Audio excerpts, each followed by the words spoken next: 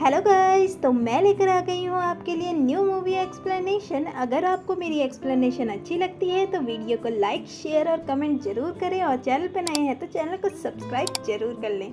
तो बढ़ते हैं मूवी में बिना देरी किए। मूवी की स्टार्टिंग में हमारे मेन कैरेक्टर्स को दिखाया जाता है जो एक दूसरे से शादी कर चुके थे। शाओवेन सोचती है शहर में आने के पहले ही दिन मेरी शादी हो गई, वो भी एक ऐसे अंकल से जो 20 साल मुझसे बड़े हैं। एक दिन पहले का फ्लैशबैक दिखाया जाता है जहां पर शाओवेन मुर्गियों को खाना खिला रही थी और बाकी एम्प्लॉयज भी वहां पर काम कर रहे थे। तभी सबके डिब्बे में से सोने के बिस्किट निकलते हैं। सभी लोग उस बिस्किट को छिपा लेते हैं। जैसे ही शाओवेन के बर्तन में से बिस्किट निकलता है वह चिल्लाने लगती है कि ये किसका है। तभी एक लड़की उसके पास आती है और उससे कहने लगती है कि मिस्टर फू बहुत ज्यादा अमीर हैं, अगर उन्हें ये सोना नहीं भी मिला तो उन्हें कोई भी फर्क नहीं पड़ेगा, तो तुम चुपचाप इसे छिपा लो। तभी वहाँ पर मिस्टर फू अपने हाउसकीपर के साथ आ जाते हैं। हाउसकीपर मिस्टर फू को कहता है कि क्या आप सच में अपने ग्रैंडसन के लिए इस रूरल एरिया से लड़की ढूंढना चाहते हैं?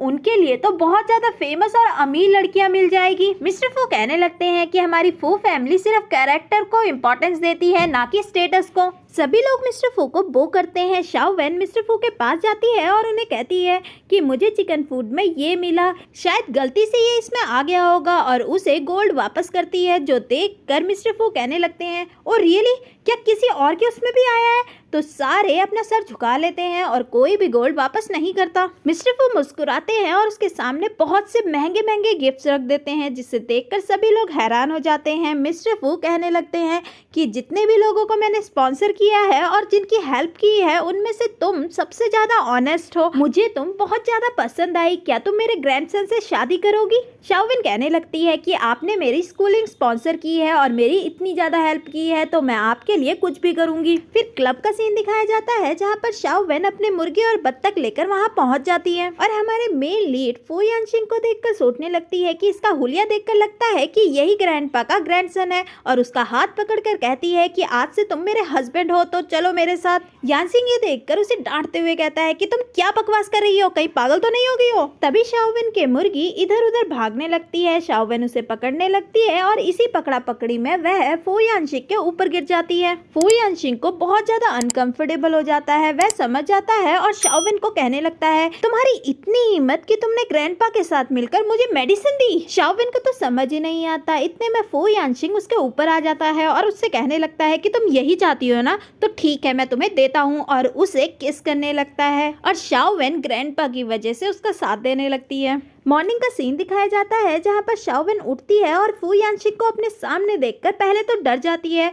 फू यानशिंग सोचने लगता है कि लड़कियां हमेशा ऐसे ही ड्रामा करती है, पहले वह डरने का नाटक करेगी, फिर मुझसे कहेगी कि मैं उसकी रिस्पॉन्सिबिलिटी उठाऊं और उसे पैसे दूं। पर शाओवेन उसके विचारों पर पानी फेर देती है और उससे कहने लगती है कि क्या कल तुमने क्लब से मेरी मुर्गियां पकड़ ली थी? फू यानशिंग तो ये सुनकर बहुत ज्यादा हैरान हो जाता है और उसे डांटते हुए कहने लगता है कि क्या तुम्हें मैं मुर्गी पकड़ने वाला लगता हूँ? शाओवेन उससे कहने लगती है कि वह कोई ऐसी वैसी मुर्गी नहीं, ब्रांडेड मुर्गी थी। फू यानशिंग उसकी बातों को इग्नोर कर उसे 5 मिलियन का कार्ड देते हुए कहता है कि कल रात जो भी हुआ उसे भूल जाओ, मैं तुमसे शादी नहीं करूंगा। शाओवेन कहने लगती है कि हर कोई इंसान पैसों से प्यार नहीं करता, और रही बात तुमसे शादी करने की, मैं भी तुम जैसे अंकल से शादी नहीं करूंगी, मैं अपने गाँव जाकर अपनी बेइज्जती नहीं करवाना चाहती, और वहाँ से जाने लगती है। तभी फू यानशिंग को मिस्टर फू का कॉल आता है जो उसे डांटते हुए कहने लगते हैं कि मैंने सिविल ब्यूरो में तुम्हारी अपॉइंटमेंट करवा दी है, तो जल्दी आओ और शादी करो। फू यानशिंग कहने लगता है कि मैं ऐसी लड़की से शादी नहीं करूंगा। तो मिस्टर फू कहते हैं तुम उसके साथ रात बिता चुके हो और हमारी परंपरा है जिसके साथ तुमने रात बिताई है उसी के साथ तुम्हें शादी भी करनी होगी, अगर तुम ऐसा नहीं करोगे तो मैं तुम्हारे सामने ही मर जाऊंगा।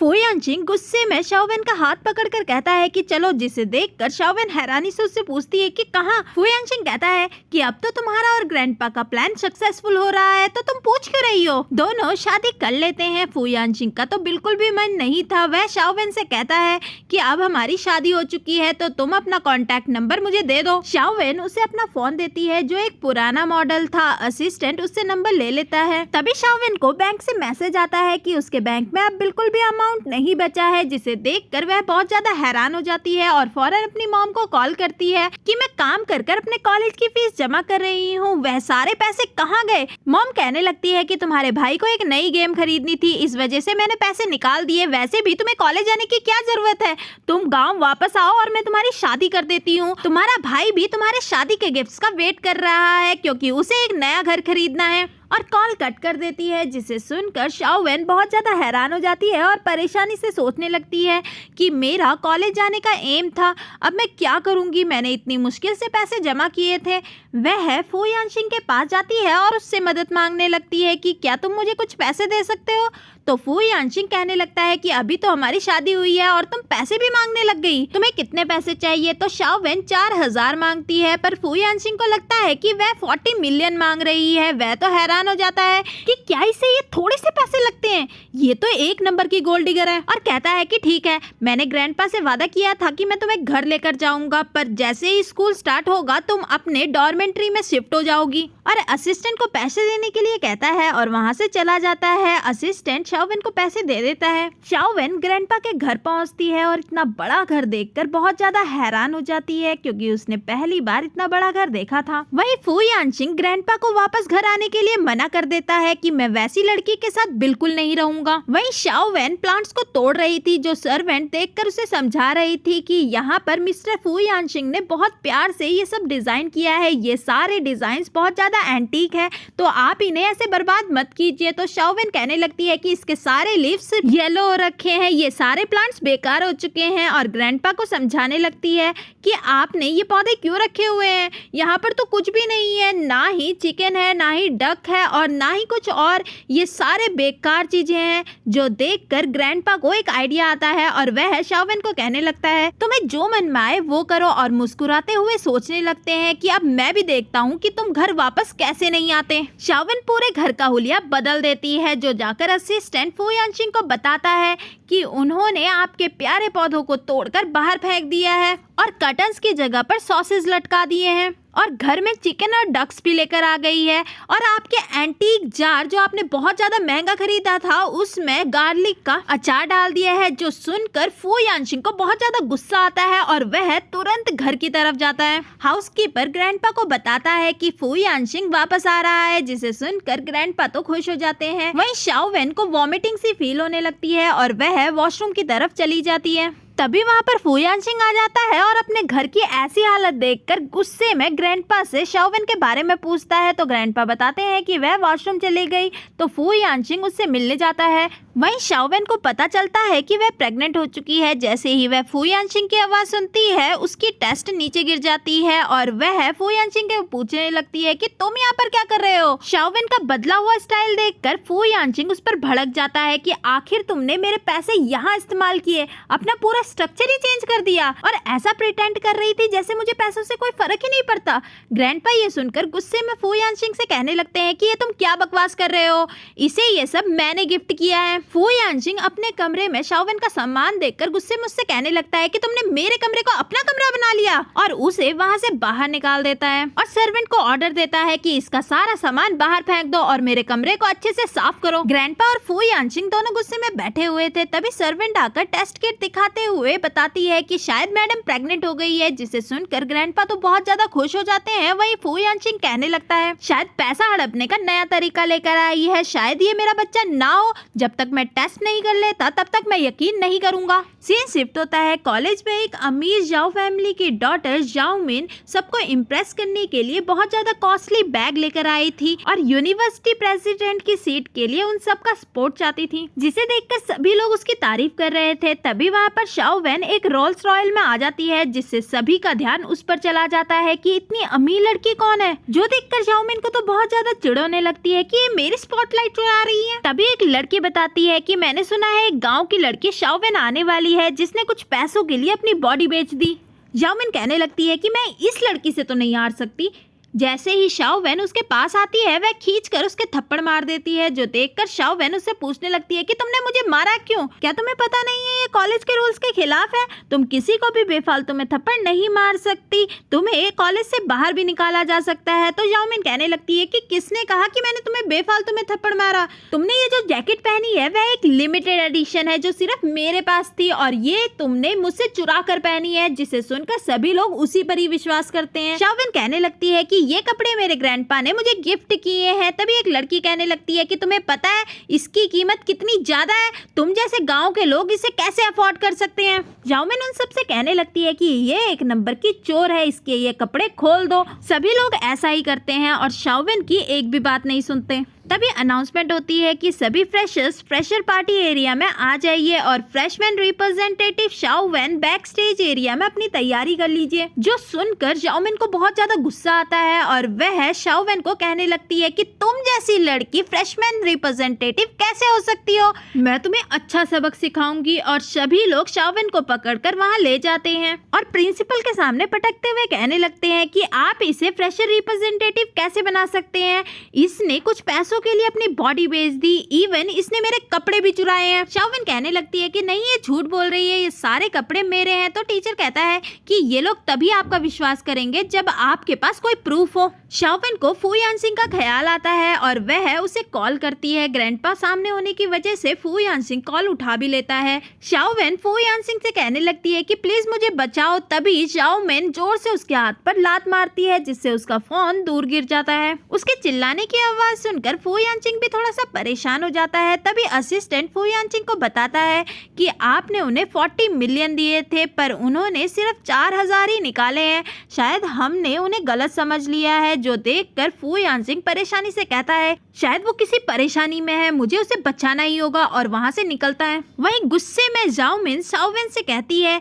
कि तुम्हारे पास फोन का इतना पुराना मॉडल है और तुम कह रही हो कि ये कपड़े तुम्हारे हैं। शाओविन के तो पेट में दर्द होने लगती है और वह जाओमिन से कहने लगती है कि प्लीज एम्बुलेंस बुला दो, मेरे पेट में बहुत ज्यादा दर्द हो रही है, मैं प्रेग्नेंट हूँ। जिसे सुनकर यांगशु से ताने देने लगती है कि तुम पैसों के लिए कुछ भी कर सकती हो, ना जाने तुम्हारे पेट में किसका पाप है। जाओमिन उसके बैग से उसका सारा सामान बाहर फेंक देती है, जो देखकर सभी लोग बातें करने लगते हैं कि ये तो एक गाँव की लड़की है, इसके बैग में क्या ही मिलेगा। तभी जाओमिन की नजर उसके मैरिज सर्टिफिकेट पर पड़ जाती है और वह उसे उठाती हुई कहती है तुम्हारी शादी हो चुकी है, अब मैं भी देखूं किससे तुम्हारी शादी हुई है। जैसे ही सब लोग उसमें फू यानसिंग की फोटो और नाम देखते हैं वह तो हैरान हो जाते हैं। प्रिंसिपल परेशानी से कहने लगता है कि क्या ये उनकी वाइफ है, अगर ऐसा हुआ तो हम सब गए। यांगशु कहने लगती है पर मैंने तो ऐसा कुछ नहीं सुना कि फू यानसिंग की शादी हो चुकी है। जाओमिन खींचकर शाओविन के थप्पड़ मार देती है और कहने लगती है तुम्हारी हिम्मत कैसे हुई फेक मैरिज सर्टिफिकेट बनाने की, तुम्हें क्या लगता है तुम जैसी लड़की से वह शादी करेंगे। शाओविन कहने लगती है कि तुम लोग कुछ ज्यादा ही कर रहे हो, मैं उसकी लीगल वाइफ हूँ, देख लेना वह तुम्हें छोड़ेगा नहीं। यांगशु कहने लगती है कि देखो ये कितनी ज्यादा बेकार लड़की है, एक तो ये इतने सारा कुछ कर चुकी है, ऊपर से झूठ भी बोल रही है, ये लड़की इस कॉलेज में रहना डिजर्व ही नहीं करती, इसे अभी बाहर निकालो। शाओविन तो कहने लगती है कि प्लीज मुझे माफ कर दो, मैं इस कॉलेज से बाहर नहीं जाना चाहती, मैंने इस कॉलेज में आने के लिए बहुत ज्यादा मेहनत की है।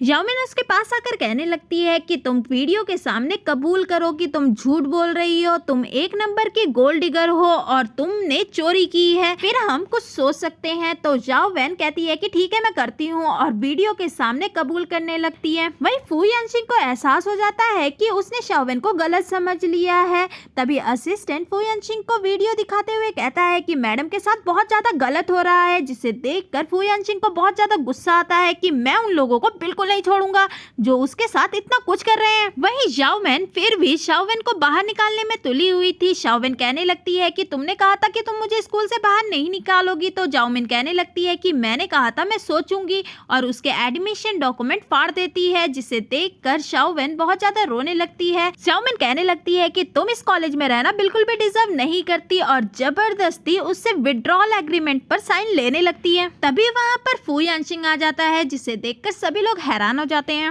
लीवई जाओमिन से कहने लगती है कि जरूर फू यानसिंग तुमसे ही मिलने आया होगा। तो जाओमिन कहने लगती है कि हम बस एक ही बार मिले हैं। वहीं असिस्टेंट फू यानसिंग को बताता है कि जो मैडम को बुली कर रहा है वह जाओमिन है। फू यानसिंग जाओमिन से कहता है तो तुम जाओ कुंफू की डॉटर हो, जिसे सुनकर जाओमिन मुस्कुराते हुए कहने लगती है कि हम तो एक ही बार मिले हैं, मुझे उम्मीद नहीं थी कि तुम्हें मैं याद होंगी। और उसके फ्रेंड्स को भी लगने लगता है कि शायद फू यानसिंग जाओमिन से ही मिलने आया हुआ है। ली वही शाओविन के पास जाती है और उसे खड़ा करते हुए फू यानशिंग से कहने लगती है कि आप बिल्कुल ठीक टाइम पर आए। ये लड़की बहुत ज्यादा बुरी लड़की है, इसने शाओविन को बहुत ज्यादा परेशान किया, इवन उसके कपड़े भी चुरा लिए और आपकी वाइफ होने का नाटक कर रही है, इसीलिए हम इसे सबक सिखा रहे हैं। फू यानशिंग को तो बहुत ज्यादा गुस्सा आ रहा था। वह गुस्से में कहने लगता है तो तुम क्या करना चाहते हो? तो यांगशु कहने लगती है कि हम इसे कॉलेज से बाहर निकलवा देंगे। ली वही कहने लगती है कि हम इसके सारे कपड़े निकलवा देंगे।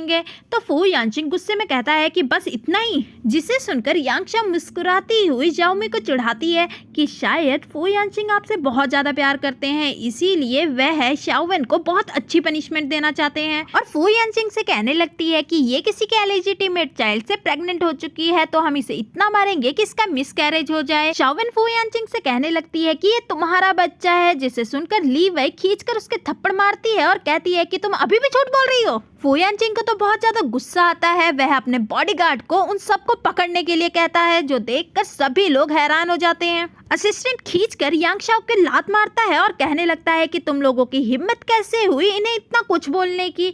यह है फू यानशिंग की लीगल वाइफ है और इनके पेट में फू फैमिली का वारिस पल रहा है। असिस्टेंट फू यानशिंग से पूछता है कि अब इनका क्या करना है, तो फू यानशिंग कहता है कि जो सबक ये मेरी वाइफ को सिखाना चाहते थे वह सभी इन्हें मिलना चाहिए। जाओमिन रोती हुई अपनी मॉम से हेल्प मांगने लगती है, तो मॉम आके आकर फू यानशिंग से माफी मांगती है और कहती है कि हमारे और फू फैमिली के बहुत अच्छे रिलेशनशिप है, तो आप जाओमिन को माफ कर दो। जाओमिन भी कहने लगती है कि हाँ ग्रैंडपा भी मुझे बहुत ज्यादा पसंद करते हैं, प्लीज मुझे माफ कर दो। तो फू यानशिंग कहता है कि ठीक है, मैं एक ही शर्त पे माफ करूंगा, अगर ग्रैंडपा मुझे कहेंगे तो तुम ग्रैंडपा से बात करो। और ग्रैंडपा को कॉल करता है। जाओमिन ग्रैंडपा से कहती है कि मुझसे एक गलती हो गई है, आप फू यानशिंग से बात कीजिए ना कि मुझे माफ कर दे। तो ग्रैंडपा कहने लगते हैं कि हाँ तुम बताओ कि गलती क्या हुई है, तो मैं फू यानशिंग से बात करता हूँ। जाओमिन तो बताते हुए डरने लगती है, तो फू यानशिंग बताता है कि इसने आपकी ग्रैंड डॉटर इन लॉ को बुली किया है, जो सुनकर ग्रैंडपा को बहुत ज्यादा गुस्सा आता है कि तुम्हारी हिम्मत कैसे हुई मेरी डॉटर इन लॉ को बुली करने की, मैं आज रात ही तुम्हारी पूरी फैमिली को बैंकरप्ट कर दूंगा। और गुस्से में कॉल कट कर देते हैं, जो सुनकर फू यानशिंग कहने लगता है कि ग्रैंडपा ने तो तुम्हें माफ नहीं किया और मैं भी नहीं करूंगा, और अपने बॉडीगार्ड को उन्हें वहां से ले जाने के लिए कहता है। शाओवेन फू यानशिंग से कहती है, अंकल आज तक कभी भी मेरा इतना साथ किसी ने भी नहीं दिया, थैंक यू। फू यानशिंग कहता है कि अब से मैं तुम्हारे साथ हूँ, कोई भी तुम्हें बुली नहीं कर सकता। तभी शाओवेन को ब्लीडिंग होने लगती है और वह बेहोश हो जाती है। फू यानशिंग फौरन उसे हॉस्पिटल ले जाता है। हॉस्पिटल का सीन दिखाया जाता है जहाँ पर शाओवेन ओटी में थी और फू यानशिंग बहुत ज्यादा चिंता में और सोचता है, सॉरी मैंने तुम्हें गलत समझ लिया, पर जब तुम ठीक हो जाओगी तो मैं तुम्हें बहुत अच्छे से ट्रीट करूंगा। तभी डॉक्टर आकर बताती है कि अब सब कुछ ठीक है, चिंता करने की कोई जरूरत नहीं है। फू यानशिंग भी बहुत ज्यादा रिलैक्स हो जाता है। शाओवेन घर पहुंचती है तो ग्रैंडपा उसे बहुत से गिफ्ट देते हैं और बहुत ज्यादा खुश थे और अपने सर्वेंट को ऑर्डर देते हैं कि इसको अच्छे से तैयार कर दो, जिससे हम फू यानशिंग को सरप्राइज दे सकें। सर्वेंट शाओवेन को बात दिलाने लगते हैं और उसे एक सेक्सी सी ड्रेस दे देते हैं। शाओवेन जैसे ही उसे पहनती है वह तो बहुत ज्यादा अनकंफर्टेबल हो जाती है। तभी वहाँ पर फू यानशिंग आ जाता है, जिसे देखकर शाओवेन बहुत ज्यादा घबरा जाती है और वहाँ से जाने लगती है। तभी वह फू यानशिंग से टकरा जाती है और उसके ऊपर गिर जाती है। फू यानशिंग शाओवेन को पकड़ता है और कहने लगता है कि सॉरी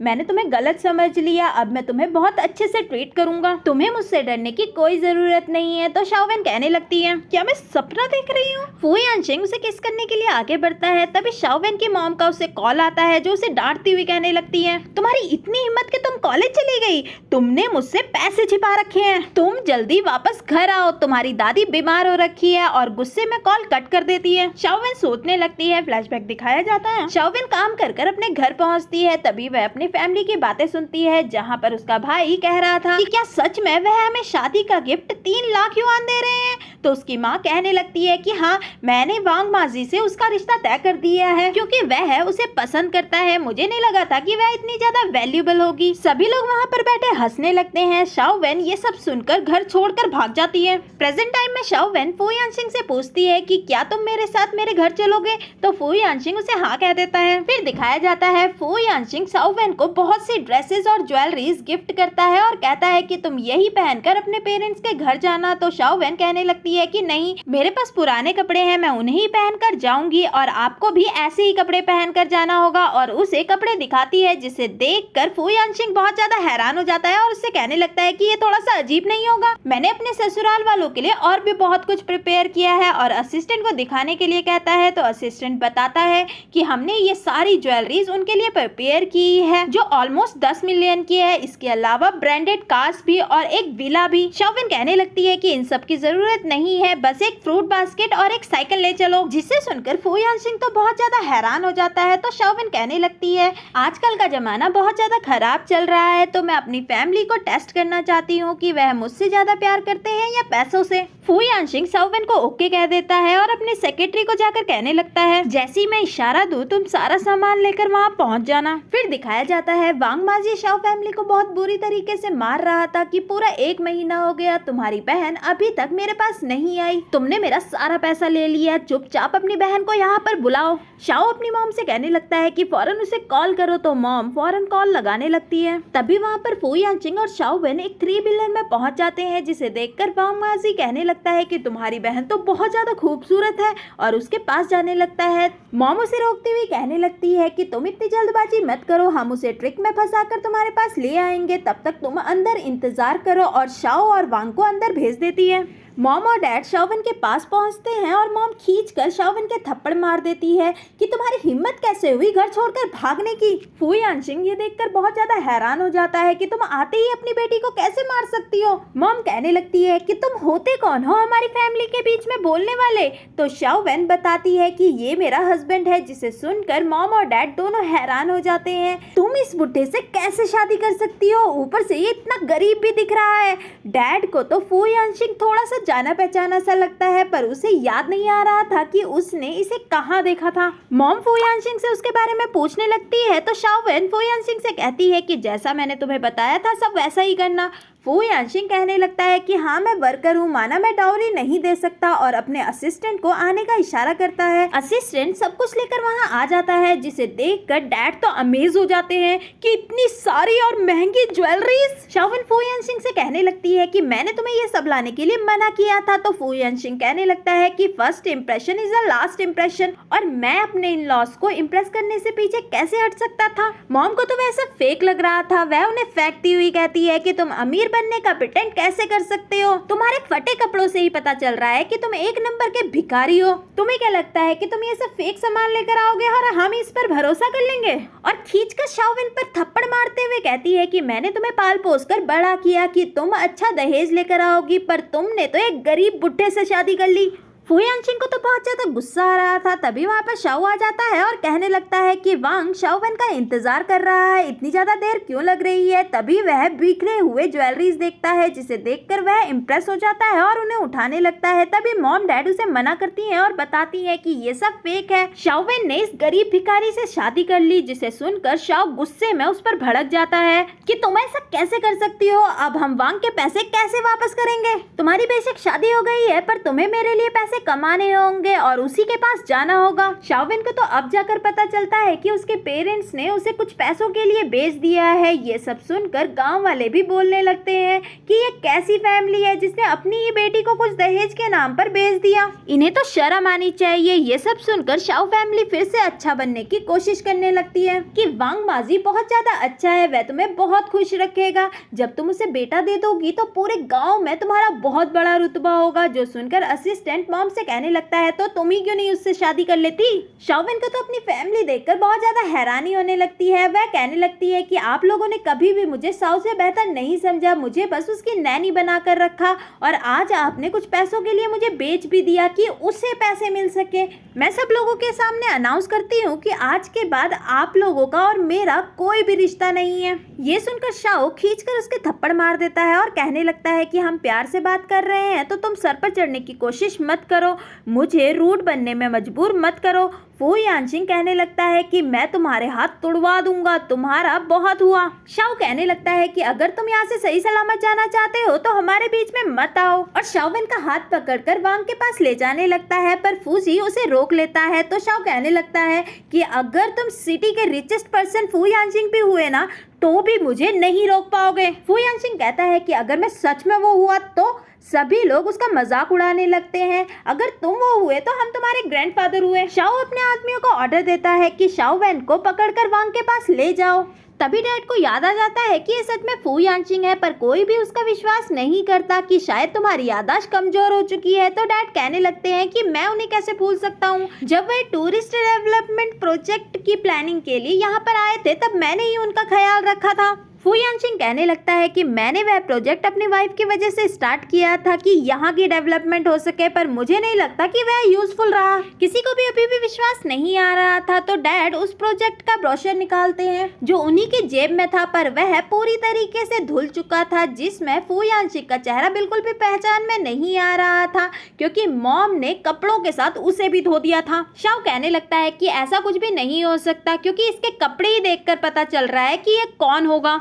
मॉम भी कहने लगती है कि अगर सच में ये उतना बड़ा आदमी होता तो ये वैन से शादी क्यों करता। डैड कहते हैं मेरे पास जानने का एक और तरीका है, और वह विलेज चीफ को कॉल कर पूछते हैं कि क्या फू यानशिंग गांव में आया हुआ है। तो विलेज चीफ कहने लगता है कि क्या तुमने उसको इतना ज्यादा फालतू समझा है कि वो एक गाँव में टहलने के लिए आ जाएगा, और उसे मना कर देता है। तभी डैड का फोन स्विच ऑफ हो जाता है। तभी विलेज चीफ को पता चलता है कि फू यानशिंग सच में गाँव में आया है, जिसे सुनकर वह तो हैरान हो जाता है और फौरन डैड को कॉल करने की कोशिश करता है, पर उसका फोन बंद आ रहा था। वह फौरन गांव के लिए निकलता है। शाओ फैमिली को यकीन हो जाता है कि ये फू यानशिंग नहीं हो सकता। तभी वहां पर वांग माजी भी आ जाता है कि इतनी देर क्यों लग रही है। मॉम फू यानशिंग की तरफ इशारा करते हुए कहने लगती है कि ये आदमी फू यानशिंग होने का दावा कर रहा है, जिसे सुनकर वांग कहने लगता है कि मैंने फू यानशिंग को देखा है, वह इसके जैसे दिखता जरूर है पर ये वो नहीं है। असिस्टेंट फू यानशिंग को बताता है कि शायद ये अनाउंसमेंट के टाइम की बात कर रहा है क्योंकि उस दिन आप बहुत ज्यादा बिजी थे तो हमने आपके डुप्लीकेट को यहाँ पर भेजा था जो 80% आपकी तरह दिखता था। मॉम वांग से कहने लगती है कि तुम अपनी होने वाली वाइफ को अपने साथ ले जा सकते हो। तो वांग शाओवेन के पास आता है तो शाओवेन उसे बताती है कि मेरी शादी पहले ही हो चुकी है, जिसे सुनकर वांग खींचकर मॉम के थप्पड़ मार देता है कि तुम लोग मुझे धोखा दे रहे हो। मॉम कहने लगती है कि नहीं, इस बूढ़े आदमी ने इससे धोखे से शादी की है, आप इसे अपने साथ रख लीजिए, मैं प्रॉमिस करती हूँ कि 3 साल में आपके 2 लड़के होंगे। शाओ कहने लगता है कि हाँ, मेरी मॉम के पास इसकी अच्छी रेसिपी है। वांग मान जाता है कि अगर ऐसा नहीं हुआ तो मैं तुम्हें छोड़ूंगा नहीं, और शाओवेन को पकड़कर वहां से ले जाने लगता है। फू यानशिंग उससे बचाने की कोशिश करता है तो वांग के आदमी उसे भी पकड़ लेते हैं। शाओवेन कहने लगती है कि मैं पहले से ही प्रेग्नेंट हूँ, जिससे सुनकर सभी लोग हैरान हो जाते हैं, और वांग गुस्से में शाओ फैमिली की कुटाई करने लगता है। मॉम तो छोड़ने के लिए भीख मांगने लगती है और कहती है कि मुझे तुम बस एक मौका दो, मैं इसे तुम्हारे लायक बना दूंगी, और उसे मारने के लिए आगे बढ़ने लगती है कि मैं मार मार कर इसका मिसकैरेज कर दूंगी।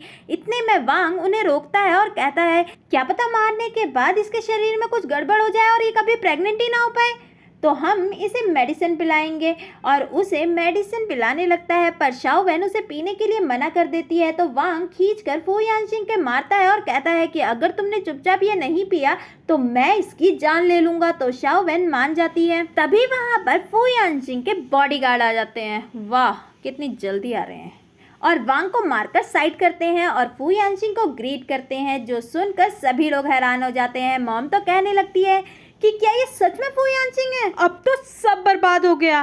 तभी शाओ कहने लगता है कि तुम लोग कितने बड़े नौटंकी हो यार, तुमने एक्स्ट्रास भी बुलाए हैं एक्टिंग के लिए। ये सुनकर मॉम में भी कॉन्फिडेंस आ जाता है कि तुम लोग सच में बेकार हो, और शाओवेन और फू यानशिंग को सुनाने लगती हैं। फू यानशिंग कहने लगता है कि अब तुम लोगों का बहुत हुआ, और अपने बॉडीगार्ड को ऑर्डर देता है कि इन लोगों को पकड़ लो। तभी वहां पर विलेज चीफ आ जाता है, जिसे देखकर शाओ फैमिली तो खुश हो जाती है कि तुम हमें बचाने आ गए, देखो ये फू यानशिंग होने का नाटक कर रहा है। विलेज चीफ कहने लगता है कि क्या तुम पूरे गांव को बर्बाद करना चाहते हो, ये सच में फू यानशिंग है, और फू यानशिंग को ग्रीट करता है, जिसे सुनकर शाओ फैमिली शॉक हो जाती है। मॉम को तो अभी भी पैसों की पड़ी थी मतलब ये सारी ज्वेलरीज रियल है, हमने ये सब खो दिया। तो शाओ कहने लगता है कि आप टेंशन क्यों ले रहे हो, इसने हमारी बहन से शादी की है तो हम इससे सब कुछ मांग सकते हैं। मॉम फू यानशिन को बटर लगाते हुए कहती है कि ये बस एक मिसअंडरस्टैंडिंग थी, हम तो बस मजाक कर रहे थे, हम तो एक फैमिली है, मुझे नहीं लगता कि तुम अपने ब्रदर इन लॉ को नुकसान पहुंचाओगे, हम अपनी बेटी को थोड़ी बेचेंगे। फू यानशिन कहने लगता है कि मजाक, ठीक है मैं भी एक मजाक करता हूँ, जिस हाथ से शाओ ने मेरी वाइफ को टच किया मैं उसे तुड़वा दूंगा। जिसे सुनकर मॉम तो परेशान हो जाती है और माफी मांगने लगती है कि प्लीज मेरे बेटे को छोड़ दो। फू यानशिन कहने लगता है कि जब तुम मेरी वाइफ को हर्ट करने के चक्कर में थे तब तुम्हें बुरा नहीं लग रहा था। मॉम शाओ वेन से माफी मांगने लगती है कि ये तुम्हारा बायोलॉजिकल ब्रदर है, प्लीज इसे माफ कर दो, तुम तो इससे बहुत प्यार करती हो ना। तो शाओ वेन भाई के पास जाती है और खींचकर उसे लात मारते हुए कहती है कि तुमने पैसों के लिए मुझे बेच दिया, तुम जैसा भाई मुझे नहीं चाहिए। आज से शाओ फैमिली और मेरा कोई भी लेना देना नहीं है, तुम लोग मरो या जियो मुझे कोई फर्क नहीं पड़ता। फू यानशिन कहने लगता है कि तुमने जितना सफर किया है मैं उसका बदला लूंगा। असिस्टेंट कहने लगता है कि आप इन लोगों को हमारे हवाले छोड़ दो। सभी लोग माफी मांगने लगते हैं और गिड़गिड़ाने लगते हैं। वहीं विलेज चीफ को तो फंड की चिंता हो रही थी। फू यानशिन कहने लगता है कि यहाँ के यंगस्टर में बिल्कुल भी ह्यूमैनिटी नहीं है, तो मुझे नहीं लगता कि मुझे यहाँ पर इन्वेस्ट करना चाहिए, तो मैं अपनी फंडिंग कैंसिल करता हूँ और वहाँ से चला जाता है। जिसे सुनकर सभी गांव वाले शाओ फैमिली की बहुत ज्यादा कुटाई करने लगते हैं कि तुम लोगों की वजह से ये सब हुआ है। वही मॉम तो गुस्से में अभी भी शाओ वेन को ही कर्स कर रही थी कि देख लेना जब तुम्हारा बच्चा हो जाएगा तो यही फू यानशिन तुम्हें लात मारकर घर से बाहर निकाल देगा, तो मैं भी देखूं तुम किसके पास जाती हो। सीन शिफ्ट होता है, सर्वेंट्स रूम की सफाई कर रहे थे और बातें कर रहे थे कि शाओ वेन बिल्कुल भी मास्टर के लायक नहीं है। मास्टर शाओ वेन के साथ इसीलिए है क्योंकि वह प्रेग्नेंट है, जो शाओ वेन सुन लेती है और उसे बहुत ज्यादा बुरा लगता है। तभी वहाँ पर फू यानशिन भी आ जाता है और वह भी ये सब सुन लेता है और गुस्से में सर्वेंट से कहता है कि मुझे गॉसिपिंग करने वाले लोग बिल्कुल पसंद नहीं है और उन्हें फायर कर देता है। शाओ वेन एम्बैरेस होकर वहाँ से जाने लगती है, तभी उसका पैर फिसलता है और वह गिरने लगती है। फू यानशिन उसे संभाल लेता है। शाओ वेन उसके करीब जाने लगती है, वह ऑलमोस्ट उसे किस करने ही वाली थी पर फू यानशिन खुद को कंट्रोल कर लेता है और सोचने लगता है डॉक्टर ने अभी ये सब करने के लिए मना किया है। शाओ वेन सोचने लगती है कि शायद सर्वेंट सच ही कह रहे थे, मिस्टर फू मुझे पसंद नहीं करते, वह सिर्फ बच्चे की वजह से मेरे साथ हैं। फू यानशिन उसे उलझा हुआ देख समझ जाता है और कहने लगता है कि तुम्हें अपना ध्यान रखना चाहिए, चलो मैं तुम्हारे हेयर ड्राई कर देता हूँ, और उसे करने लगता है जिससे शाओ वेन बहुत ज्यादा खुश हो जाती है और उससे कहने लगती है आज तक कभी भी किसी ने मेरा इतना ज्यादा साथ नहीं दिया। तो फू कहने लगता है कि मैं हमेशा तुम्हें सपोर्ट करूंगा, तुम आराम से जो चाहे वो कर सकती हो। शाओ वेन कहने लगती है कि मुझे दोबारा से कॉलेज कंटिन्यू करना है, तो फू यानशिन उसे मना कर देता है। तो शाओ वेन कहने लगती है आप ही ने तो कहा कि मैं जो चाहे वो कर सकती हूँ,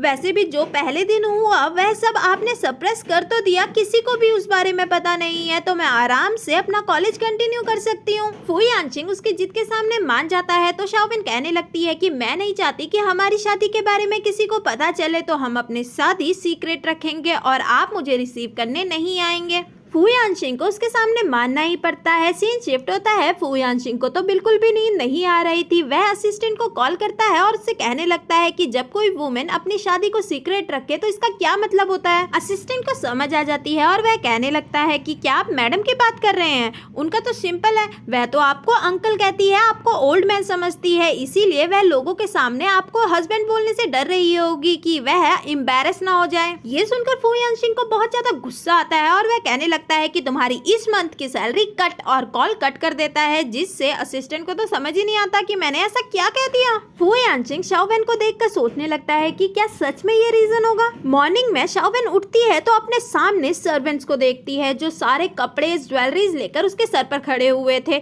जिसे देखकर शाओ वेन हैरान हो जाती है। तभी फू यानशिन आकर कहता है ये सब ब्रांडेड कपड़े मैंने तुम्हारे लिए प्रिपेयर करवाए हैं, लास्ट टाइम तुम्हारे कपड़ों की वजह से वह सब हंगामा मचा था, तो मैं नहीं चाहता चाहता कि इस बार ऐसा कुछ हो। शाओवेन उसे मना करती है तो फू यानसिंग कहने लगता है कि अगर तुम मेरे अकॉर्डिंग नहीं चलना चाहती तो घर पर रहकर अपनी प्रेगनेंसी का ध्यान रखो, कहीं नहीं जाओगी तुम। जिसे सुनकर शाओवेन को उसकी बात माननी पड़ती है। फू यानसिंग शाओवेन के साथ 2 बॉडीगार्ड और एक ड्राइवर भी भेज देता है। असिस्टेंट फू यानसिंग से कहने लगता है कि क्या आप श्योर हैं कि मैडम इससे सेफ रहेगी? फू यानसिंग कहता है कि मैं नहीं चाहता कि ऐसा कुछ दोबारा हो और मैंने कॉलेज में भी इन्फॉर्म कर दिया है जिससे उसे कोई प्रॉब्लम ना आए। शाओवेन बहुत ज्यादा लग्जरियस वे में कॉलेज पहुंचती है। तभी आमिन और उसका फ्रेंड उसे देखकर बातें करने लगते हैं कि ये तो बहुत ज्यादा अमीर लग रही है, शायद ये कॉलेज में फ्रेशर है। जिसे देखकर आमिन कहने लगता है अगर इसके पास पैसा है तो ये बस मेरी है। फिर दिखाया जाता है शाओवेन के पास एक लड़की आकर बताती है कि आज रात क्लब में सोशल गैदरिंग है जहां पर हमारे सीनियर्स भी आने वाले हैं और हम सब मिलकर कम्युनिकेट करेंगे और हमें एक दूसरे को जानने का अच्छा मौका मिलेगा और उसे इनविटेशन कार्ड देती है। जिसे देखकर शाओवेन सोचने लगती है मुझे बॉडीगार्ड्स को चकमा देकर यहाँ जाना पड़ेगा और उस लड़की को हाँ कह देती है। लड़की जाकर आमिन को बताती है कि वह आने के लिए मान गई है, मैंने तुम्हारा इन्विटेशन उसे दे दिया है। तो आमिन उसे पैसे देता है। लड़की कहने लगती है कि तुम्हारे पास तो पहले ही गर्लफ्रेंड है, अगर यांग हाउ को पता लग गया कि मैंने ये सब किया है तो वह मुझे छोड़ेगी नहीं। आमिन कहने लगता है कि मैंने 5 मिनट पहले ही उससे ब्रेकअप कर लिया, तुमने उस लड़की को देखा? उसके मुकाबले तो हाउ कुछ भी नहीं है, तुम ये बात किसी को मत बताना। सीन शिफ्ट होता है क्लब के बाहर। हुआई आमिन को मना रही थी कि आखिर मेरी गलती क्या है जो तुमने मुझसे ब्रेकअप कर लिया।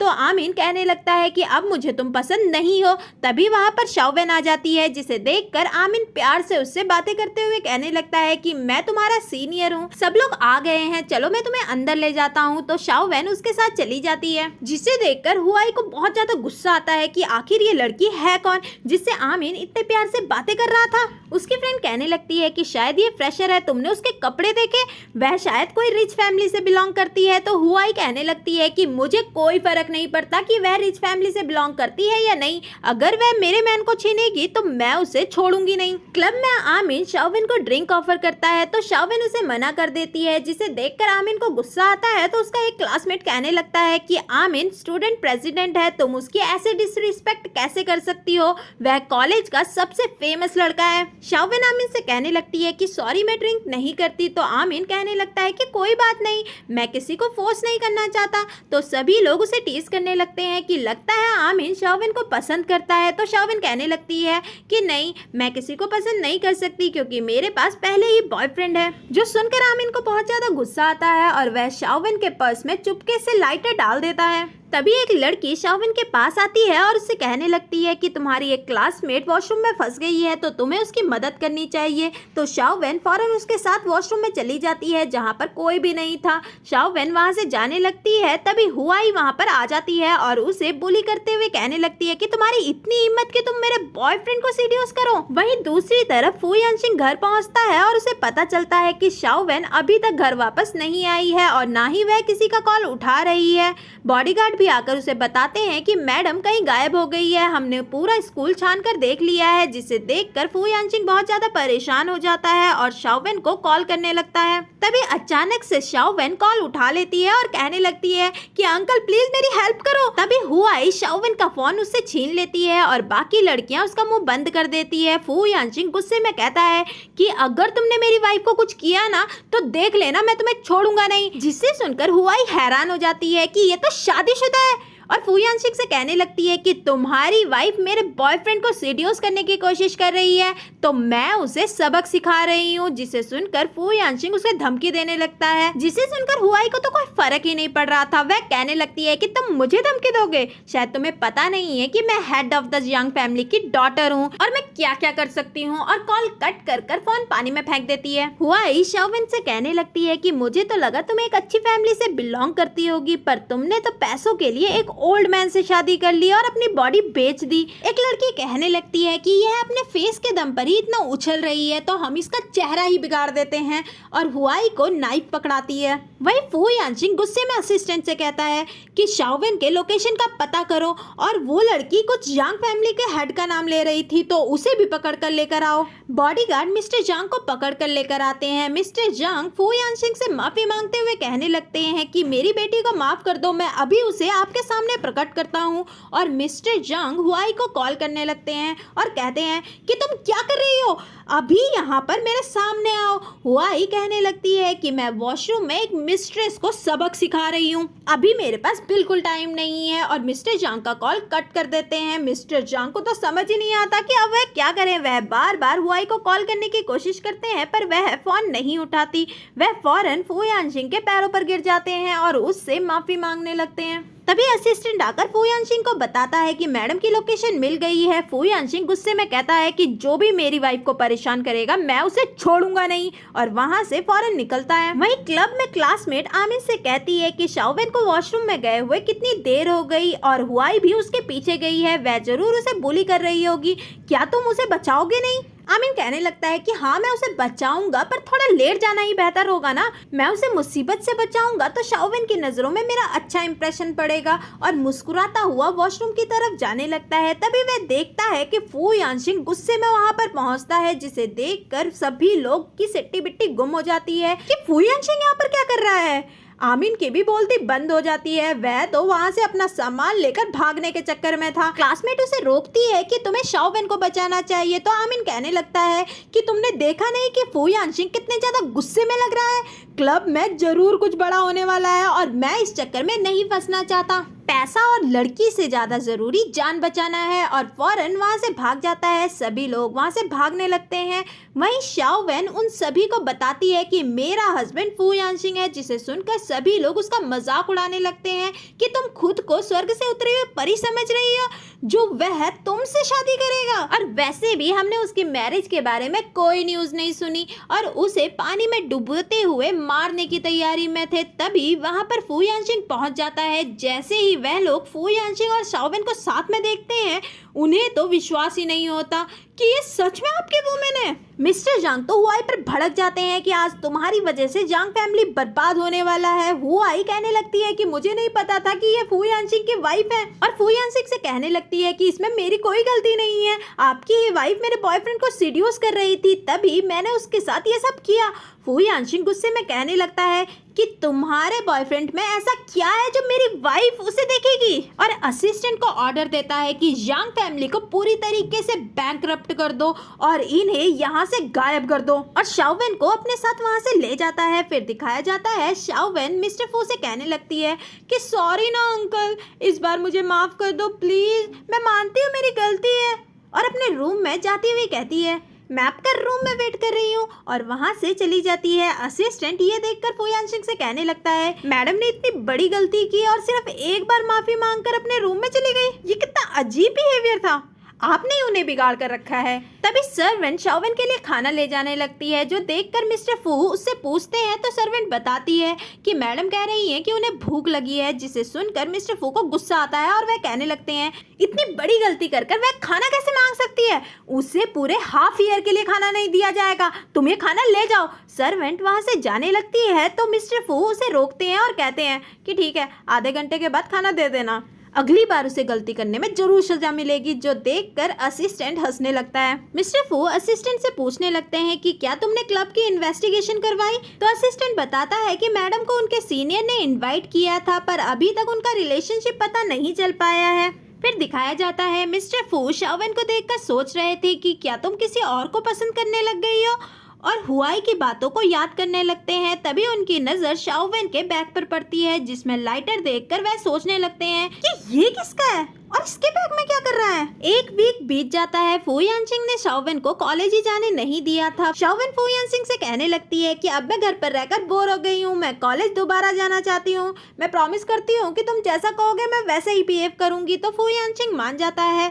तभी शाओवेन को आमिन का कॉल आता है, जिसे देखकर शाओवेन हैरान हो जाती है और कहने लगती है कि तुम्हारे पास मेरा नंबर कहाँ से आया। आमिन कहने लगता है कि वो मेरे लिए बड़ी बात नहीं है, तुम ये बताओ कि आजकल कॉलेज क्यों नहीं आ रही हो। शाओवेन कहने लगती है कि मैं कल से कॉलेज आ रही हूँ, और कॉल कट कर देती है, जिसे देखकर फू यानशिंग उससे पूछने लगता है कि किसका कॉल था। तो शाओवेन बताती है कि मेरे सीनियर का, और वहाँ से चली जाती है। फू यानशिंग को तो बहुत ज्यादा गुस्सा आ रहा था। वह असिस्टेंट से कहने लगता है कि आखिर कॉलेज में कोई रूल्स एंड रेगुलेशन है कि नहीं, उस लड़के के पास शाओवेन का नंबर कैसे आया। कल से शाओवेन कॉलेज जा रही है तो उस पर नजर रखो, उसकी पल पल की खबर मुझ तक पहुंचनी चाहिए। आमिन और उसका फ्रेंड फ्रेंड आपस में बातें कर रहे थे कि क्या तुम सच में उस लड़की के पीछे जाना चाहते हो। तुम्हें पता है हुआई ने उससे पंगा लिया और उसकी पूरी फैमिली रातों रात कहीं गायब हो गई। आमिन कहता है कि इसी से पता चलता है कि वह कितनी ज्यादा रिच फैमिली से बिलोंग करती है, वह मुझे किसी भी हालत में चाहिए। तो उसका फ्रेंड कहने लगता है कि उसने तो क्लब में बताया था कि उसका बॉयफ्रेंड है। तो आमिन कहता है कि मैं खुद उसका ब्रेकअप करवाऊंगा। तभी वहाँ पर शाओवेन आ जाती है, जिसे देखकर आमिन फौरन उसके पास जाकर उसे ब्रेकफास्ट देता है। वहीं फू यानसिंग के जासूस असिस्टेंट को बताते हैं कि एक लड़का मैडम को ब्रेकफास्ट दे रहा है, जिसे सुनकर फू यानसिंग तो उन दोनों को एक लवी डवी कपल बनकर ब्रेकफास्ट करते हुए इमेजिन करने लगता है और अपना गुस्सा कंट्रोल करते हुए कहता है कोई बात नहीं, ब्रेकफास्ट ही तो है। फिर आमिन शाओवेन को लाइब्रेरी में देखकर उसके पास बैठ जाता है और ये न्यूज भी मिस्टर फू तक पहुंच जाती है और वह इमेजिन करते हुए इतना ज्यादा गुस्सा हो रहे थे। वहीं आमिन शाओवेन को रात की पार्टी के लिए इनवाइट करता है, पर शाओवेन उससे साफ साफ मना करते हुए कहने लगती है कि मुझे पता है तुम क्या करने की कोशिश कर रहे हो, पर मेरा पहले से बॉयफ्रेंड है तो प्लीज मुझसे दूर रहो। तो आमिन कहने लगता है कि तुम एक परफेक्ट बॉयफ्रेंड डिजर्व करती हो, मैं तुम्हारे लिए परफेक्ट रहूंगा। जिसे सुनकर शाओवेन कहने लगती है कि नहीं, वह बिल्कुल परफेक्ट है और मुझे किसी की जरूरत नहीं है, और वहाँ से चली जाती है। जिसे सुनकर आमिन को बहुत ज्यादा गुस्सा आता है कि तुम ऐसे नहीं मानोगी और किसी को कॉल करता है। वहीं मिस्टर फू को पता चलता है कि आमिन ने शाओवेन को पार्टी के लिए इनवाइट किया है। अब तो उससे बिल्कुल बर्दाश्त नहीं होती, वह फौरन अपनी मीटिंग कैंसिल करता है और शाओवेन के पास चला जाता है कि वह आदमी मेरी वाइफ को मुझसे चुराने की कोशिश कर रहा है और मैं इस मीटिंग के चक्कर में बैठा रहा हूँ। फिर दिखाया जाता है फू यानसिंग और असिस्टेंट दोनों ही शाओवेन का वेट कर रहे थे। जैसे ही शाओवेन फू यानसिंग को देखती है, उसे अंकल कहकर आवाज लगाती है। इतने में फू यानसिंग और असिस्टेंट उस डायरेक्शन में देखते दो लोग आकर शाओवेन को किडनैप कर लेते हैं। दोनों को लगता है कि शायद उनका वहम था। तभी वहाँ पर बॉडीगार्ड आता है और असिस्टेंट शाओवेन के बारे में पूछता है। तो बॉडीगार्ड बताता है कि मैडम ने जैसे ही सर को देखा, वह फौरन उनकी तरफ दौड़ी, तो हमने उससे ध्यान हटा दिया। मिस्टर फू और असिस्टेंट समझ जाते हैं कि वह आवाज वहम नहीं थी। मिस्टर फू फौरन शाओवेन की लोकेशन ट्रैक करने के लिए कहते हैं। वहीं आमिन होटल रूम में पहुंचता है, उसी ने ही शाओवेन को किडनैप करवाया था। वह उन दोनों आदमियों को पैसे देकर वहां से भेज देता है और कहने लगता है अब मैं भी देखूं तुम मुझसे कैसे बचती हो। जब सुबह तुम्हारी बदनामी होगी तो तुम्हें ऑटोमेटिकली मेरे पास आना ही होगा। और मोबाइल कैमरे को सेट कर बेहोश शाओवेन के पास जाता है और उसके कपड़े खोलने लगता है। तभी शाओवेन को होश आ जाता है, जिसे देखकर वह तो हैरान हो जाता है और बहाना लगाने लगता है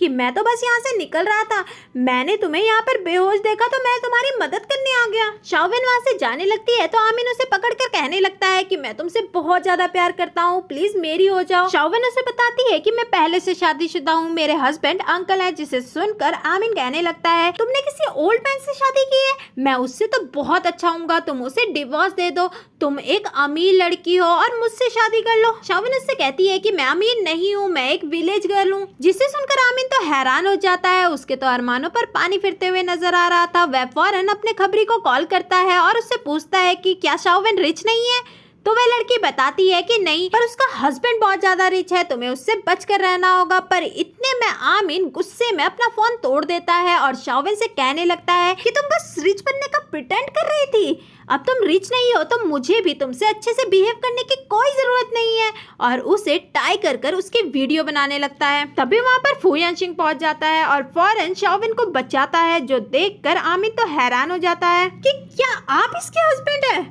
वह शाओवेन पर ही ब्लेम लगाने लगता है कि इसने ही मुझे सीड्यूस करने की कोशिश की थी। असिस्टेंट आमिन के एक थप्पड़ मारता है और उससे फोन छीनते हुए फू को वीडियो दिखाता है, जिसे देखकर फू को बहुत ज्यादा गुस्सा आता है। वह शाओवेन को गोद में उठाकर असिस्टेंट को ऑर्डर देता है कि ये मुझे अब इस सिटी में नहीं दिखना चाहिए। असिस्टेंट बॉडीगार्ड को ऑर्डर देता है कि इसके हाथ पैर तोड़कर सिटी से बाहर फेंक दो। बॉडीगार्ड्स आमिन की जमकर धुलाई करते हैं। फिर दिखाया जाता है असिस्टेंट मिस्टर फू को सब कुछ बताता है, जिसे सुनकर मिस्टर फू बहुत ज्यादा उदास हो जाते हैं कि उसकी आइडेंटिटी की वजह से ही वह इतनी बड़ी मुसीबत में पड़ गई। मैंने सोचा कि अगर वह रिच दिखेगी तो कोई भी उससे पंगा नहीं लेगा। जिसे सुनकर ग्रैंडपा तो फू पर भड़क जाते हैं कि जब से तुम्हारी उससे शादी हुई है वह एक पल भी चैन से नहीं जी पाई है। मिस्टर फू ग्रैंडपा से माफी मांगने लगते हैं कि मैं उससे बहुत ज्यादा प्यार करता हूँ, माना हमारी शादी बहुत ज्यादा अजीब सिचुएशन में हुई, पर अब मैं उसे दुख में नहीं देख सकता, पर मुझे नहीं पता कि उसके दिल में क्या चल रहा है। तो ग्रैंडपा मुस्कुराते हैं और कहते हैं कि इसमें मैं तुम्हारी मदद करता हूँ। ग्रैंडपा शाओवेन को अपने पास बुलाकर कहते हैं कि मैंने तुम्हारे लिए एक सरप्राइज प्लान किया है और उसे अपने साथ ले जाते हुए मिस्टर फू और असिस्टेंट को कहते हैं कि तुम यहीं पर रहो और वहां से चले जाते हैं, जो देखकर मिस्टर फू तो हैरान हो जाते हैं।